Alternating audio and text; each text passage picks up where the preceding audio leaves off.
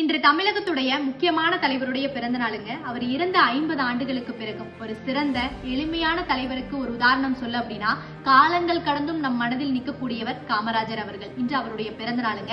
1903 ஜூலை 15 விருதுநகர் மாவட்டத்துல பிறக்கிறாருங்க.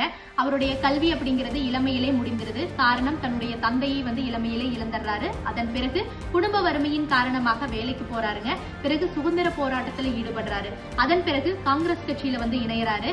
1954 இருந்து 1963 வரைக்கும் தமிழகத்துடைய முதலமைச்சரா இருக்கிறாரு. 9 ஆண்டுகள் தமிழகத்துடைய பொற்காலம் அப்படின்னு சொல்றாங்க. ஏன் அப்படின்னா, தமிழக வளர்ச்சிக்காக பல மாற்றங்களை கொண்டு வந்திருக்கிறாரு. தமிழகத்துல பல தொழிற்சாலைகளை கொண்டு வந்திருக்கிறாரு. நீர்த்தேக்கத்துக்கு பல அணைகள் கட்டியிருக்காங்க.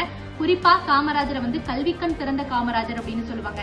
இலவச கல்வி கொடுத்து மதிய உணவு திட்டம் அப்படிங்கிறது இன்றும் தமிழகத்துல மிக முக்கியமான ஒரு திட்டமா இருக்கு. அன்று காமராஜர் அவர்கள் கொண்டு வந்த திட்டம் தான் மதிய உணவு திட்டம். இன்னைக்கு தமிழகம் கல்வியில சிறந்து விளங்குது அப்படின்னா, அன்று காமராஜர் அவர்கள் விதைக்கப்பட்ட விதை ஒரு முக்கியமான காரணம் அப்படின்னு சொல்லலாங்க. காமராஜர் அவர்கள் அவருடைய கடைசி மூச்சு வரைக்கும் சிம்பிளான வாழ்க்கையை வாழ்ந்துட்டு போயிட்டாருங்க. அரசியலுக்கு அப்பாற்பட்டு ரொம்ப சிம்பிளான ஒரு மாமனிதன் காமராஜர் அப்படின்னு சொல்லலாம். இன்று அவருடைய 123வது பிறந்த நாளுங்க. இது போன்ற தலைவர்கள் நம்ம தமிழ் மண்ணில் இருந்தது நம்ம தமிழ்நாட்டுக்கு மிக பெருமையான ஒரு விஷயங்க.